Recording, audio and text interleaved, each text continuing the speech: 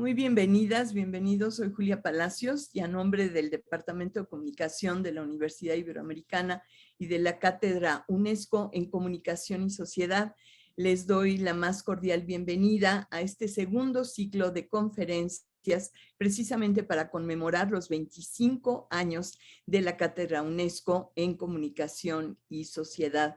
A nombre del doctor Manuel Alejandro Guerrero, director del Departamento de Comunicación y titular de la Cátedra UNESCO, les doy también la más cordial bienvenida.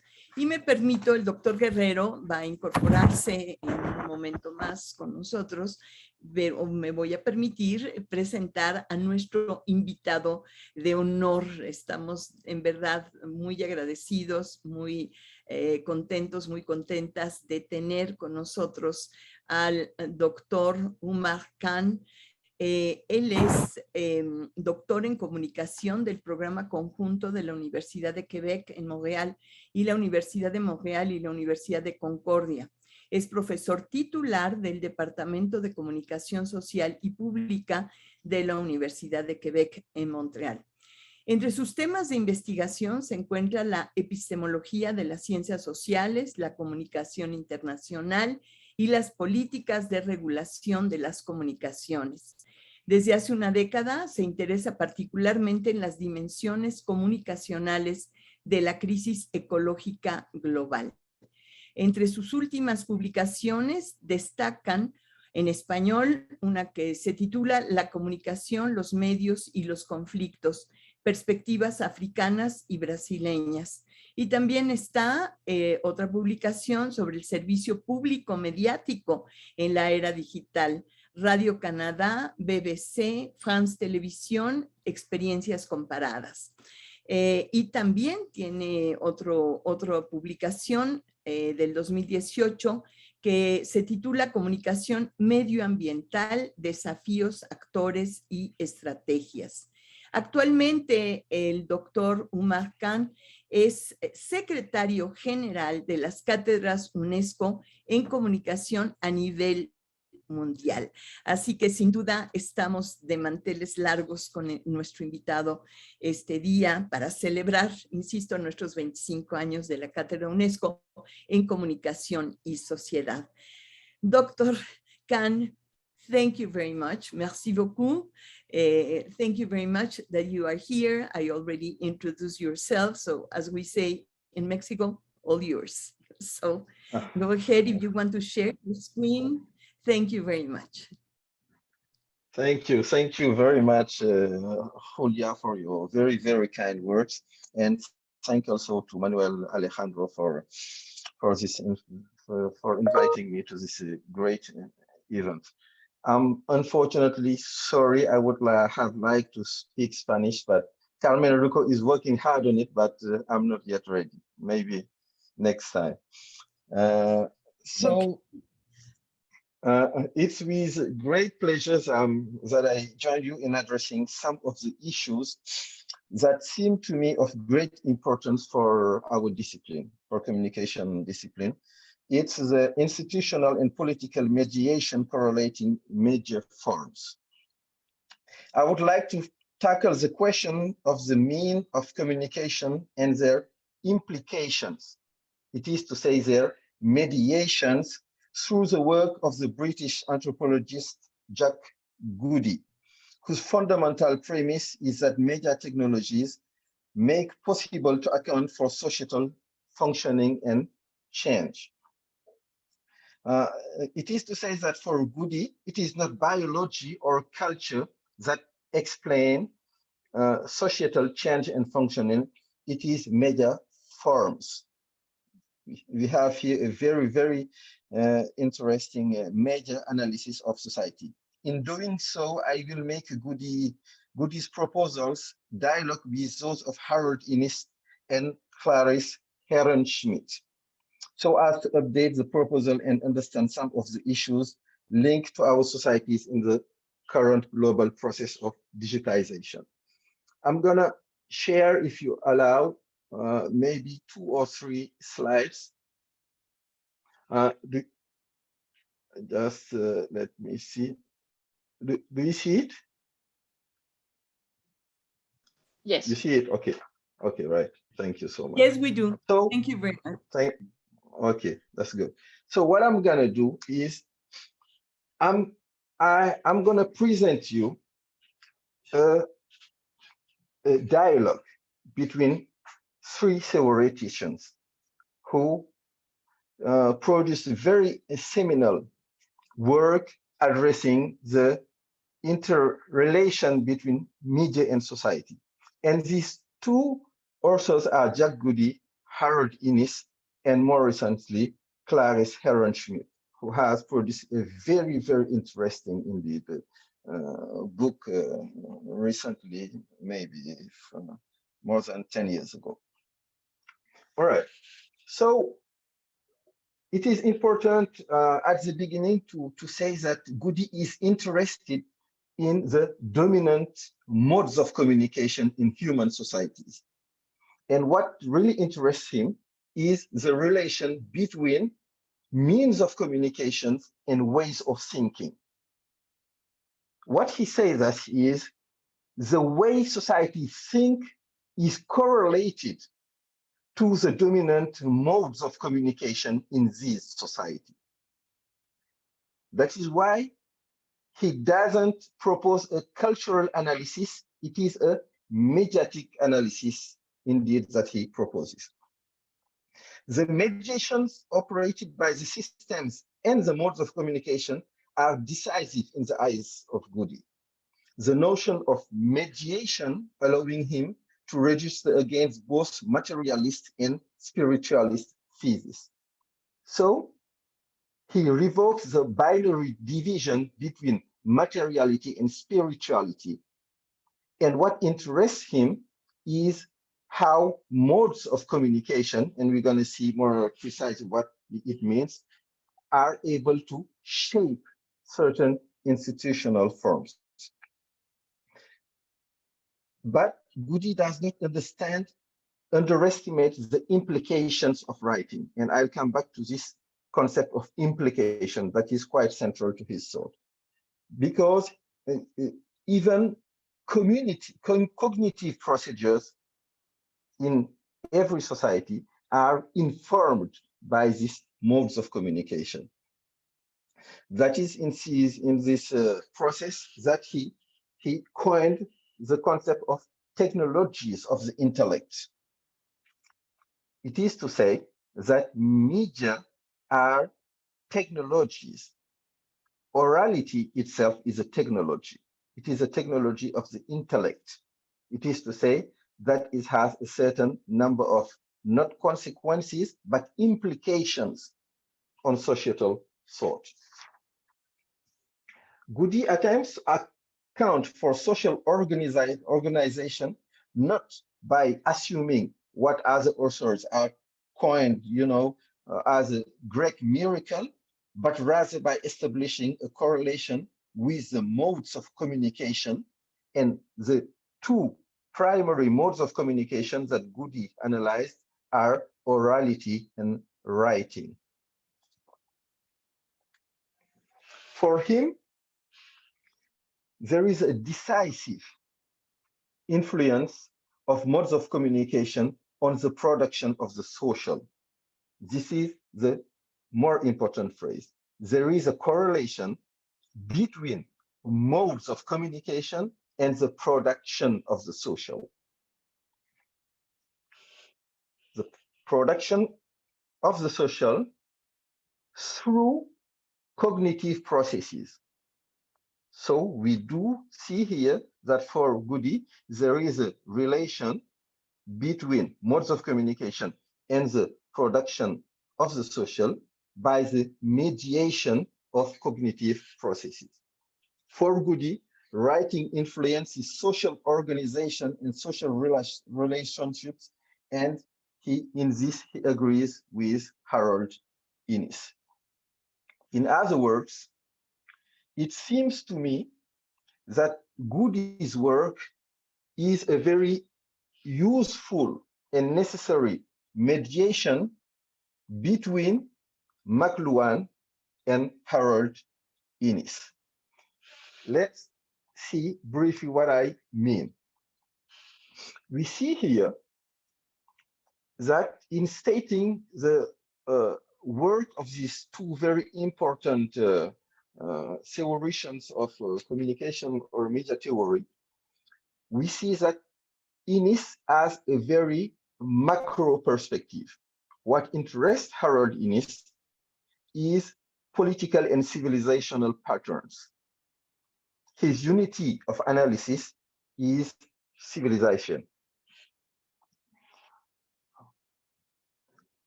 McLuhan, for his part, has a very, I should be more nuanced, because at the beginning, in his very early writings, it was different. But very soon, McLuhan changed of perspective and interested himself in the individual sensory and cognitive perceptions. It is to say that for McLuhan, we have a micro perspective. What interests him is how the sensory apparatus of the individual is interacting with media.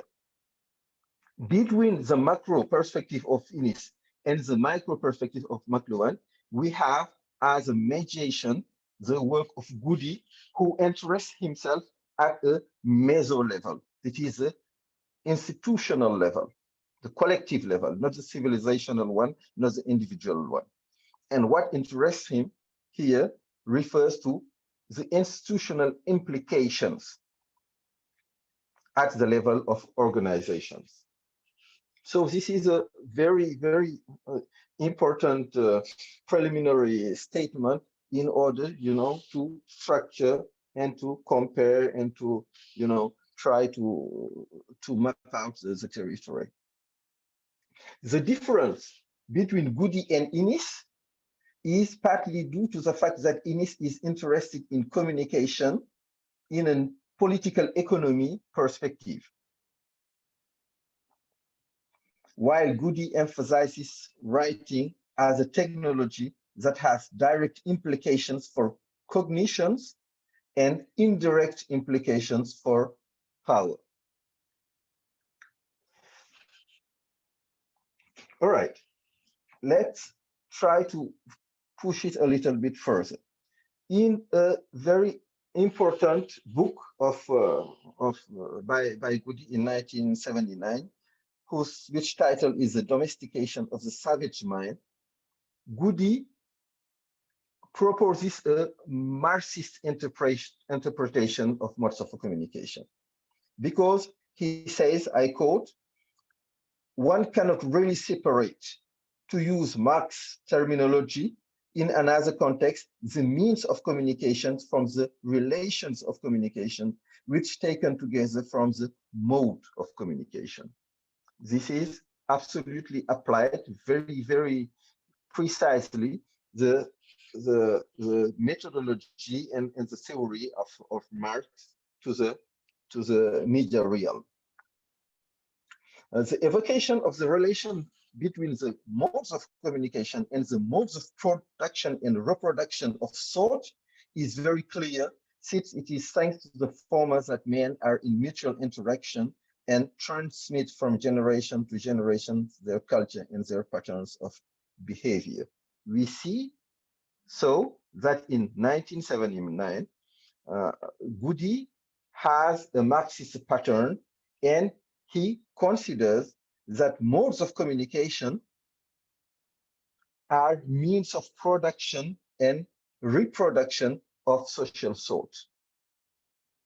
The social thought is produced and reproduced through modes of communication.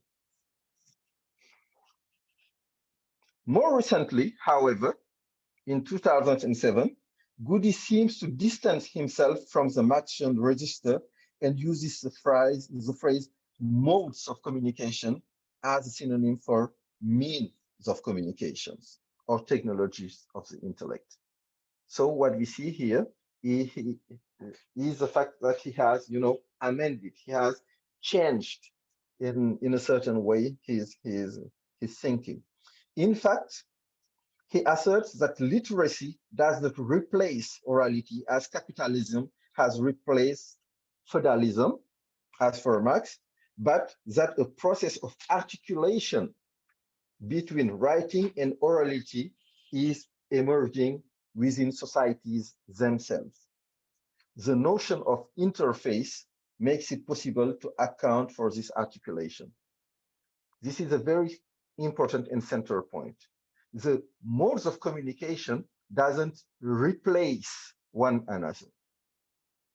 The modes of communications coexist in society. In saying this, he distanced himself from his original Marxist perspective. And this coexistence of media forms within society is what he calls an interface. The interface problem, in other words, the problem of the coexistence of several intellectual technologies, is analyzed in a very different way by Innis. It is to say that here we have, a contraposition regarding this question, and I'll refer to it further, where it is in a certain way similar, but in another perspective, it is quite different. Goody speaks of an asymmetrical interface between the written and the spoken because of the superiority of writing over spoken language. It is very important here also to understand that both for Howard Innis and for Jack Goody, we have a problem of power. And we have a problem of power under the figure of asymmetry, because major forms are never democratically distributed within a society. Certain categories of populations do have a kind of monopoly upon the materiality of the media or upon the understanding of the mode of functioning of the media. This is why we have an asymmetry here that we find in Goody's work as well as in Innis's work. The term medium or media is not used by Goody, unlike Innis. Innis is a separation of the media, but Goody doesn't use the term media or medium. He used the term modes of communication, means of communication, or technologies of the intellect. For Innis, technologies are means which allow contact between civilization and define the lineaments of their internal economy.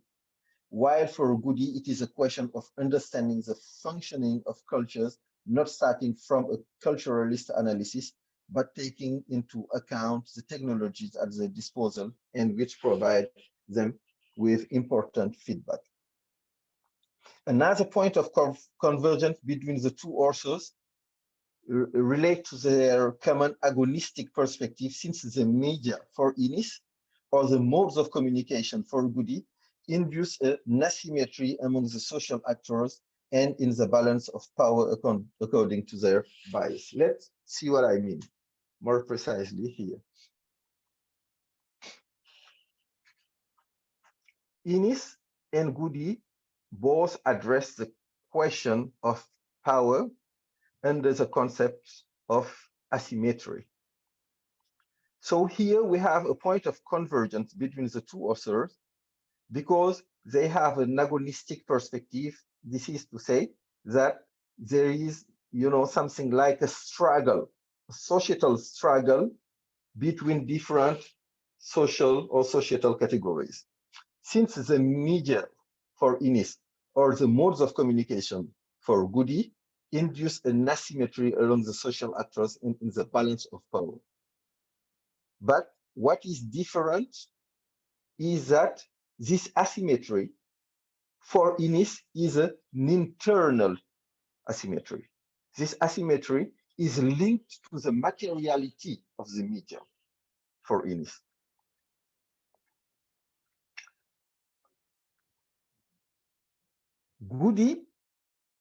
For Goody, the biases are external. It is not the materiality of the support of the media that creates the asymmetry. It is the fact that you have certain categories of population, literate people, for example, that master, as a case, the functioning or the use of this medium. This is a very important. That means that the asymmetry is cognitive for Goody, and it's material for Innis. That is a very, very important difference. The analysis of the two authors in terms of dependence find explicit echoes in the evocation of the colonial situation, which still strongly characterized at the time of the writing both the African societies analyzed by African anthropology and the colonial situation, or quasi-colonial in the case of Canada, that Innis wanted to portray by looking at the sources of the dependence between the colonial peripheries and the imperial centers in several historical conjunctures. Maybe a word to contextualize a little bit. In his works, Innis has analyzed extensively the link of dependence between Canada as a periphery and the United States as a center. So in his writings, Canada is in a colonial or a quasi-colonial relation with the center, the United States. And he has a political economy perspective, to advance his arguments, which are political. Goody is an anthropologist. He's a British anthropologist, and he specializes himself with some societies in Ghana, in West Africa. And what he analyzes here is how the written word, how writing, is monopolized by certain category in a colonial dependence where writing has been, introduced and has been promoted by the colonizer, etc. So you see that here we have a very interesting parallel where the situation of Canada is very comparable to the situation of Ghana in West Africa. Where an important difference is visible between the two authors is in connection with Innis' characterization of orality as time binding and as promoting continuity. This is a very, very important difference, because for Innis, orality permits the continuity in a civilization. On the contrary, Goody has a very, very, very original analysis. Quite the contrary of what Innis defends, Goody says us that continuity is permitted by writing, not by orality. And let's remember that the colonial discourses used to explain that traditional societies are societies that reproduce themselves. They doesn't evolve. They are not historical. They are ahistorical societies. Traditional society, which are oral societies, are societies that systematically reproduce themselves. And Goody attacks this hypothesis. What he says is oral societies are societies of innovation. How is that? Because in oral societies, you don't have a fidelity. Fidelity isn't possible because the trace, the memory is evolving with the generations. the fidelity, the memory reproduced needs writing for Goody. That is why he proposes us a very interesting analysis saying that oral traditions, oral societies are societies of innovation. A society can become, stable or fix or reproduce itself only if writing becomes very, very important as a medium in this society. And in this regard, we have two very contrasted perspectives because Innis has, a more traditional vision of the role of society, of orality, compared to the role of writing in traditional and modern societies. Let's see what this means more precisely in an Innis perspective. I just said you here that we have the question of power for Innis is an internal factor through its materiality. This is what it means.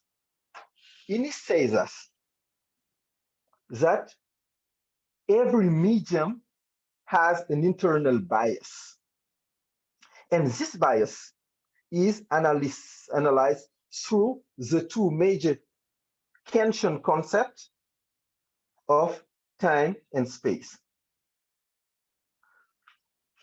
More heavy is the medium, more it is binding through a space category.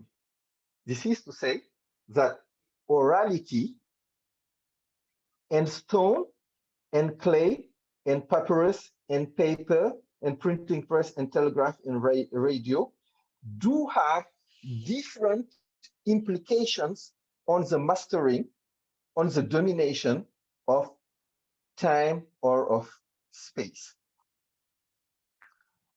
Because radio or TV, are very light, they expand very easily, they are gonna allow a mastering, a domination of very large territories. At the contrary, stone and clay, which are more heavy, are gonna use to encrypt the memory. Let's think to monuments like the pyramids. The pyramids are very time binding because you can't move them, and because they are testimonies of the memory of centuries. That's very important. That is why I said that for Innis, internal to the medium is a bias that can be space binding or time binding. The difference that I refer to orality is here. The orality is time binding for Innis. What does it mean? It means that orality is going to allow the reproduction of the society, of the memory of the society. And Goody says us, no, that doesn't work this way, because orality is a medium of, if you want, of innovation. Orality, inscribed in the genes of orality, is the necessity of a renewing, of a change. On this question of media supports, we see here again the two authors not in opposition, but rather take an interest in different aspects of the same problem. Both emphasize the materiality of the support, but while Innis emphasizes the distribution of handling of papyrus or parchment, Goody is interested for his part in the conservation and the effect of the degradation on memory and the cumulativeness of knowledge. Now I'm gonna address briefly the question, the methodological question of causality. in both these authors. For Goody, language is not a simple means of communication, but an instrument of social and cognitive production. Means of communication produce the social, produce and reproduce the social. It is the same with writing as a technology of the intellect. Its relationship with power is evident in several respects. More broadly, it is the links between writing and religious proselytism which are analyzed extensively by Goody. In Powers and Knowledge of the Written, he considers that religious proselytism is an implication of writing, and the existence of the sacred book fixing a removable set of beliefs. He came to convincingly develop the thesis of the effects of writing on social organization and its subsystems, like religion economy over the long term. Regarding the implications of writing, the analysis converge in Isis and Goody. In other words,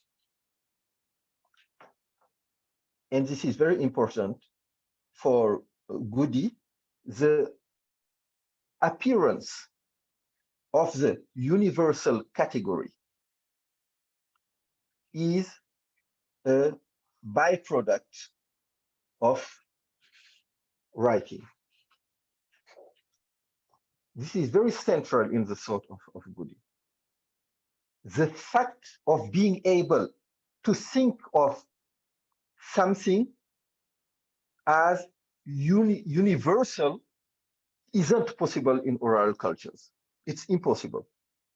Goody says that thinking of something as applying everywhere under the same form is possible only because writing exists.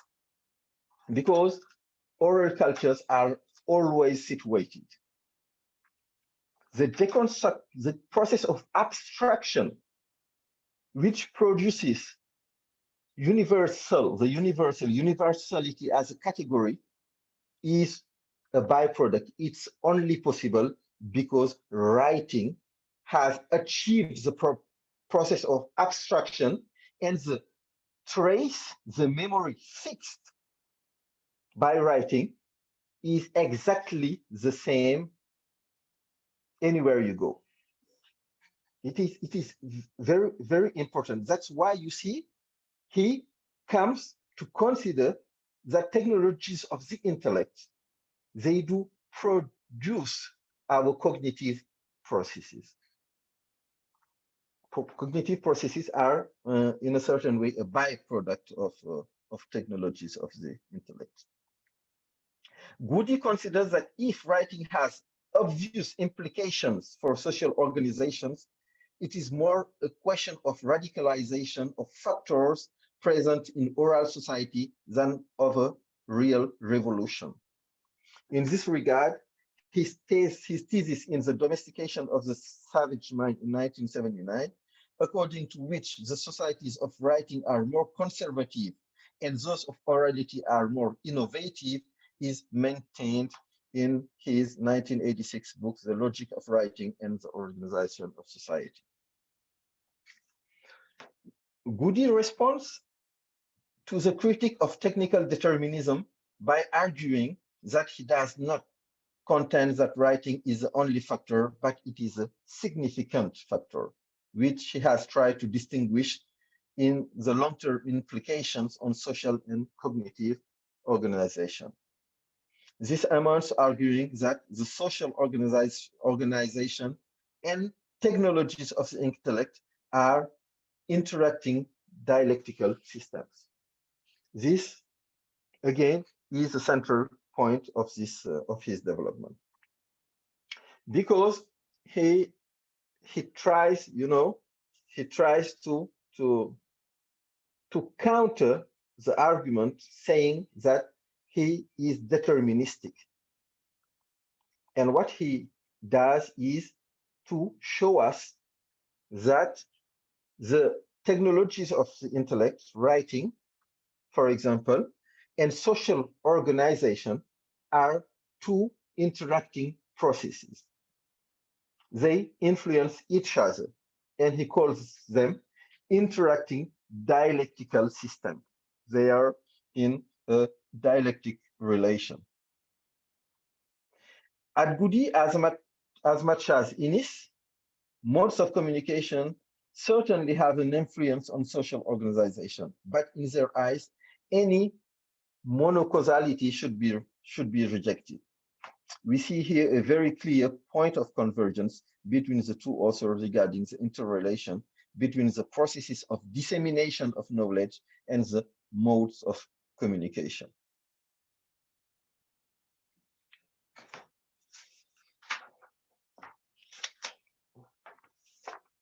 Let me see if I'm...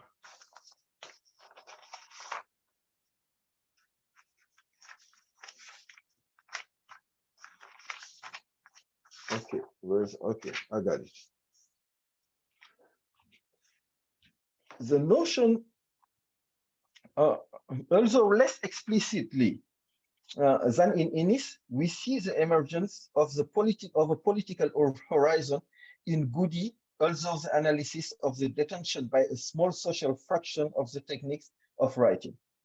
This is to what I said earlier, that the political or the power perspective is linked in Goody's analysis to the fact that a small fraction of the population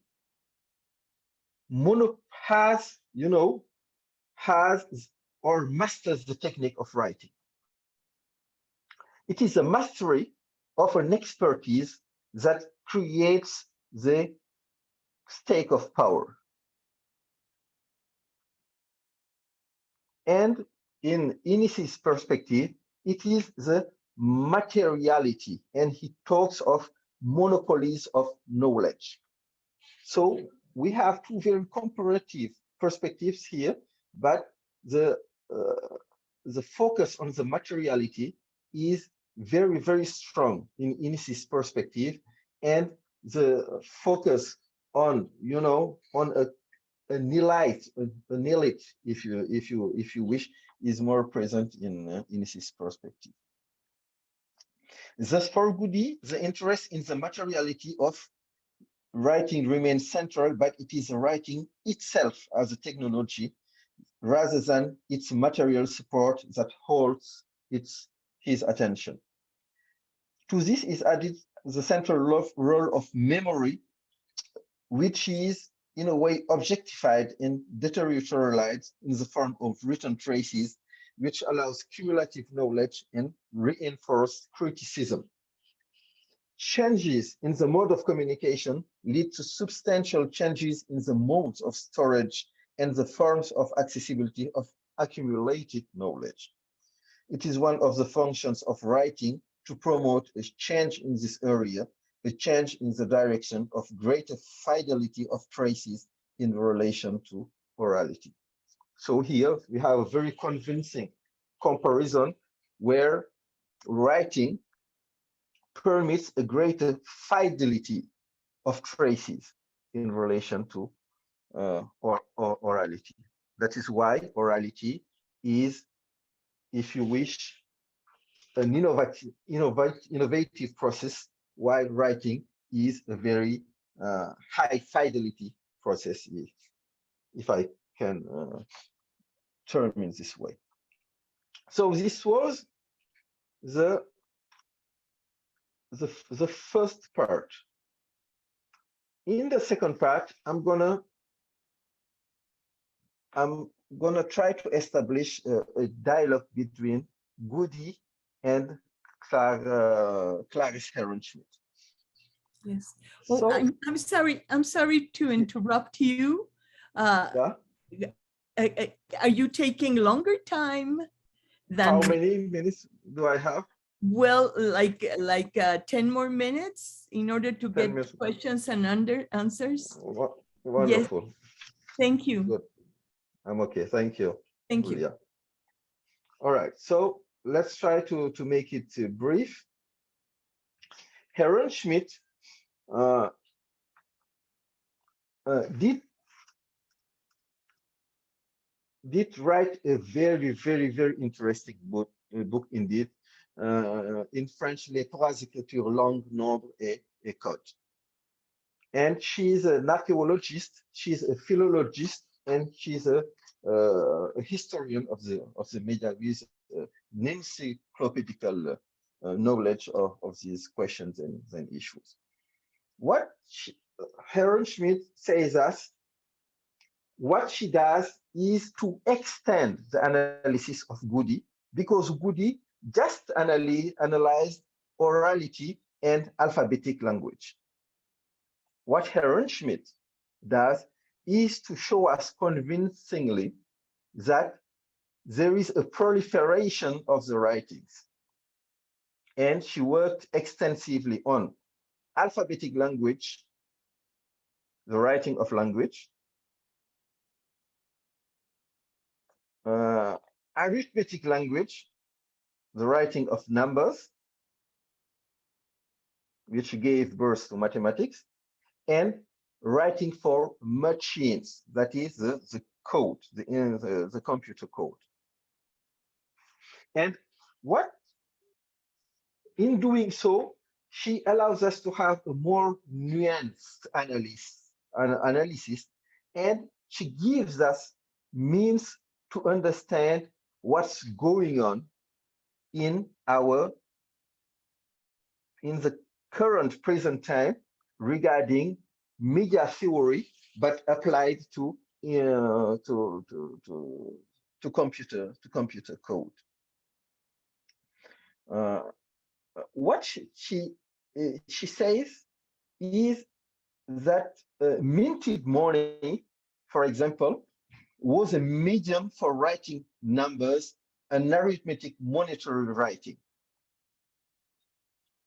The numbers begin, in this case, they are considered as arithmetic and not linguistic units. This has implications in terms of circulation and reception that are much broader than what we had in the perspective of Goody, who focuses specifically on writing alone. And however, we have here three partitions, but what is interesting is regarding writing for machines, for the first time, humans write for non-humans. Humans write for machines. Machines interpret what humans write, and in doing so, they make us enter is a very different realm. This is a realm we are living in right now. With artificial intelligence, or things that are like deep learning, we arrive at a level where you have machines that correct their own code to improve their efficiency. So what we have here in this panorama proposed by Herrenschmidt is the fact that historically, on the very long term, we have a process of acceleration,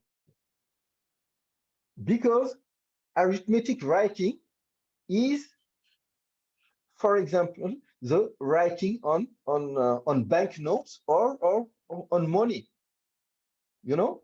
and the circulation of arithmetic writing through money is far more rapid and broad than the circulation of alphabetic language, because even people that cannot read or write can use money, and using money, they can decrypt these arithmetic numbers because they know the value of each one of the coins of the pieces they do have.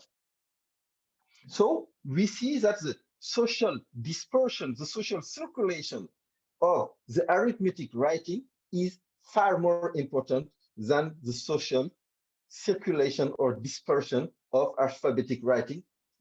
The proof being we have high levels of analphabetism in many parts of the world.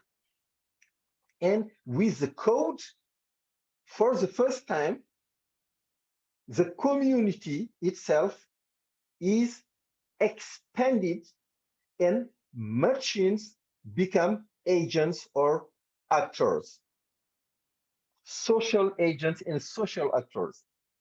Machines interpret, sometimes amend or change their own code, and they are able to take decisions that have an implications for our everyday life. In doing so, Aaron Schmidt proposes a common ground, if you wish, to understand the long historical process of writing and the fact that the materiality is less and less important. The spatial dimension is more and more important, and the social influence becomes more and more determinant. In doing so, she places herself in the filiation, in the succession of both Innis and Goody in trying to understand together the social and the communication, the implication, the correlation, the dual dynamics, the dialectical process that we do have between major forms and social environments. Merci.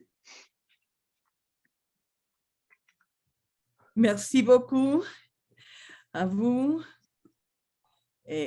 pour cette très intéressante conférence. Muchas gracias al doctor Kane por esta tan interesante plática que nos pone a mucha reflexión teórica. There's a lot of theoretical reflection and many connections that are very interesting. Well, I'm going to follow reading some of the questions we have here and in the other chat. This is one. Following your point that there is no technological determinism, but it depends on different forms of appropriation. It is a fact that a decade ago, we were all very enthusiastic about the possibilities of technology for empowering people.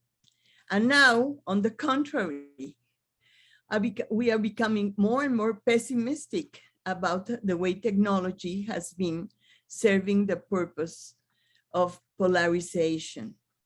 The question is, are you hopeful about technology for a better human understanding or not?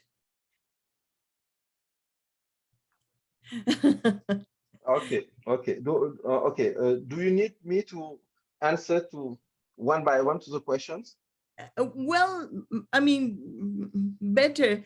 Well, if you want another question, I can say it. Yeah, then you can maybe you can give me two of them. Okay. Yes. Other question is, what do you think about the fact that language continues to transform and generate resistance, such as inclusive language? Can technology be the way for this inclusion? And and then it's a little bit related in our link, in the other link. Has digitalization of communication, for example, writing in social networks, changed the way of thinking in society? has a little bit of relationship with Okay. with that. And I have another one. I might as well say it from the other chat.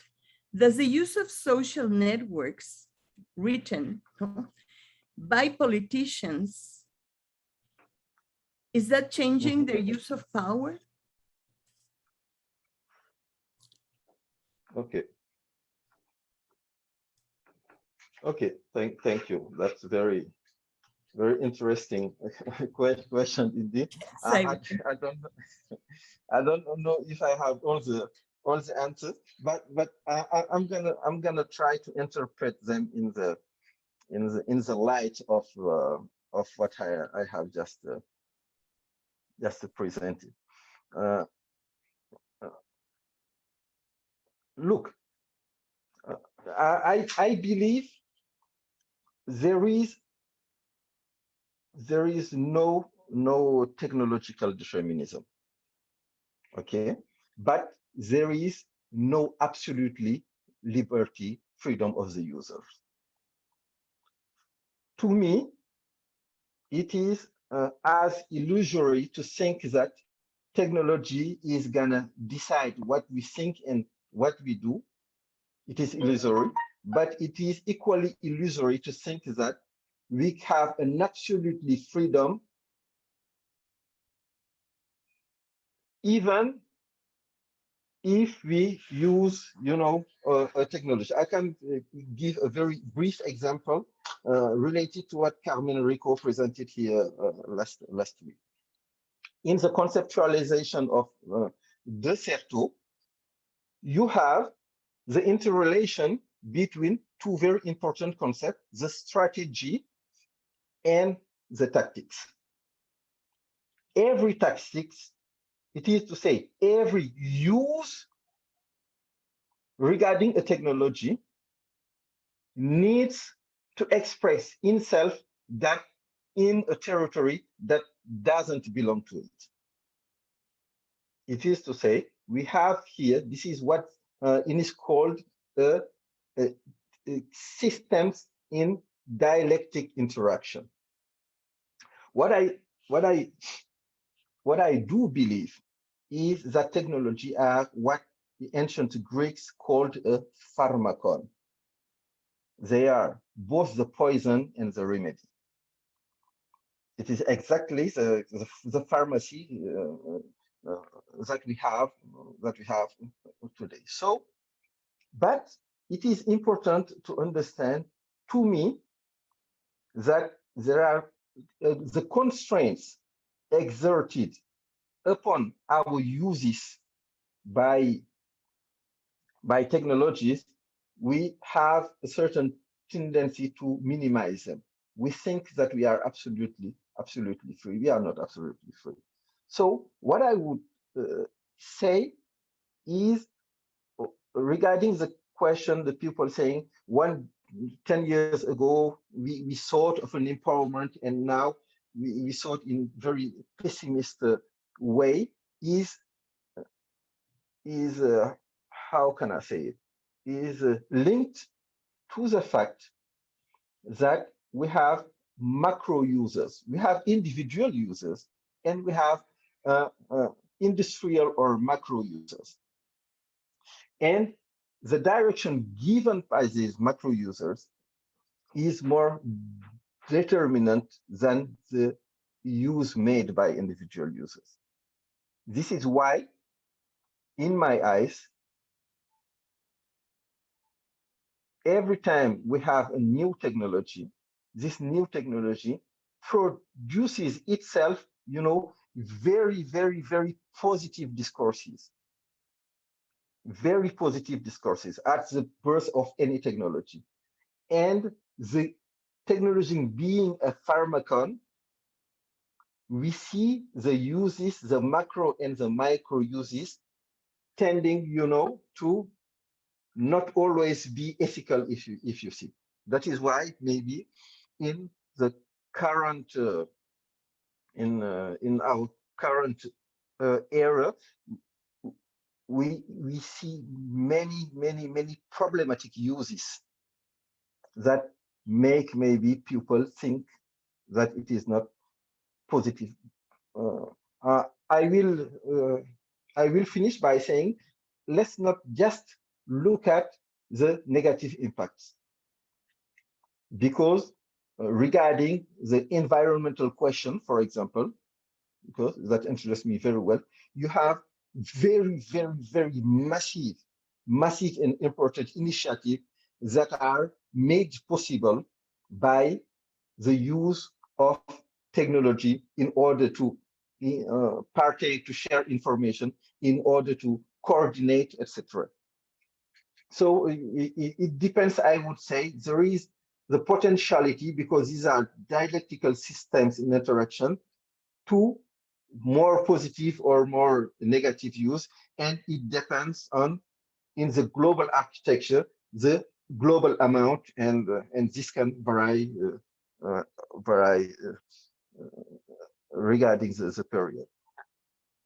So language continue. Okay, the second question, can you just recall me what it referred to? Yes, it is. What do you think about the fact that language continues to transform and generate resistance, such as inclusive language? Can technology be the way for this inclusion?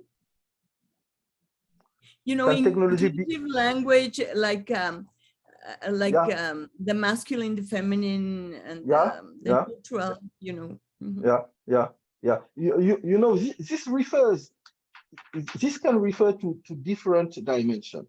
The first one being that language itself is very plastic, because some authors have shown that regarding French, the fact that French language has been very misogynistic is relatively recent.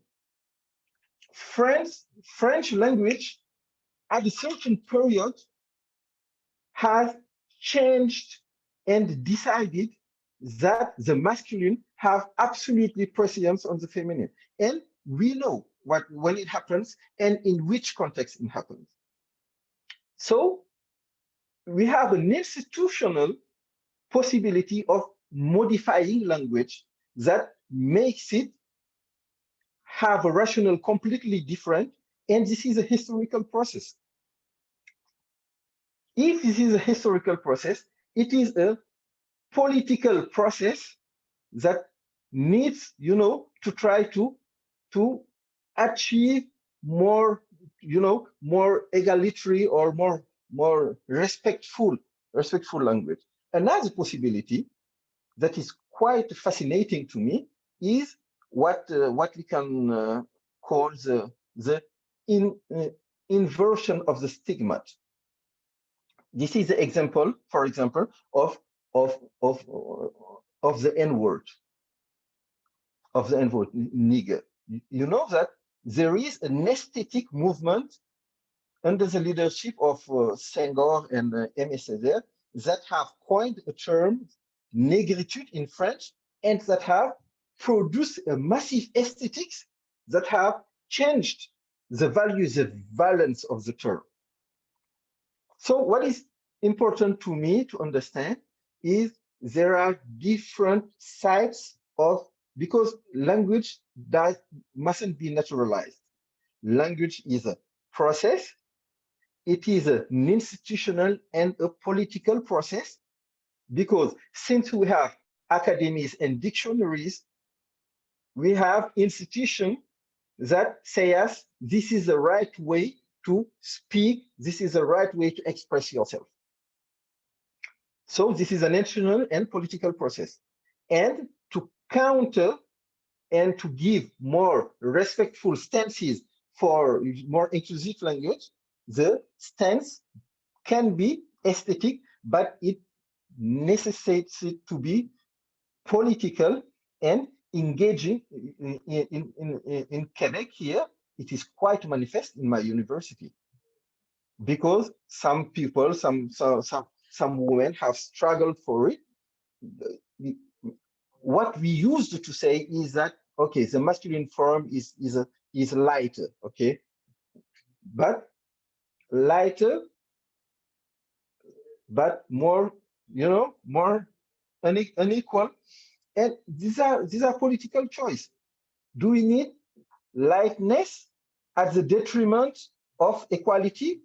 Or why didn't we choose the other gender, feminine one, for the sake of likeness, and impose it to the masculine? And there are many experimentation. What I mean here is it is a site of struggle that needs to be invested, but in lines completely different that I have presented it here, because this issue isn't at all considered by neither Ines nor Goody.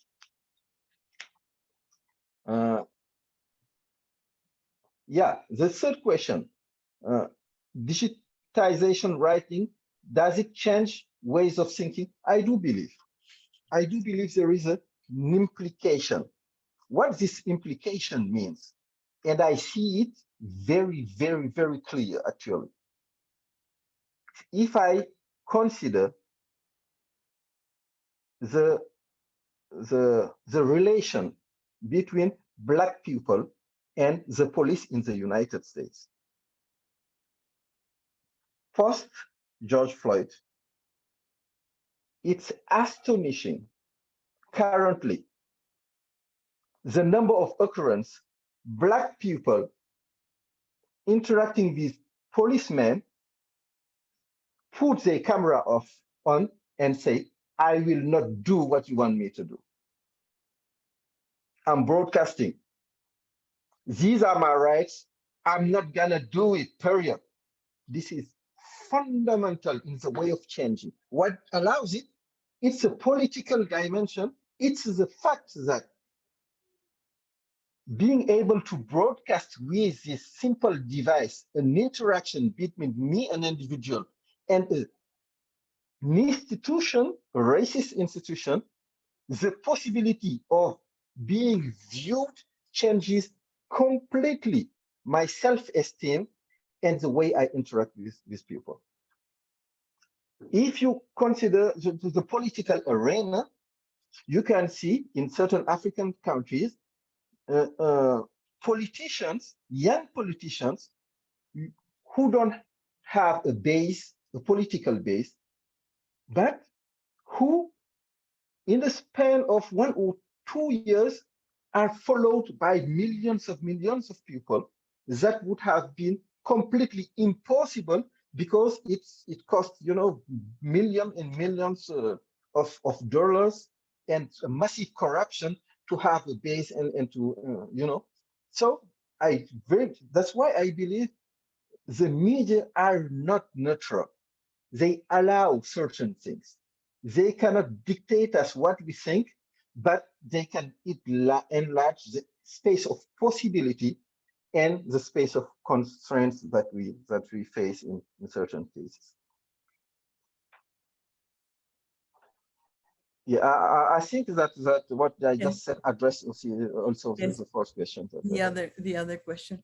Well, so we thank you very much in the name of our chair, UNESCO in Communication and Society, our 25th anniversary, having you, what an honor having you, Oumar Kane, in this session, in this conference to celebrate our 25th birthday.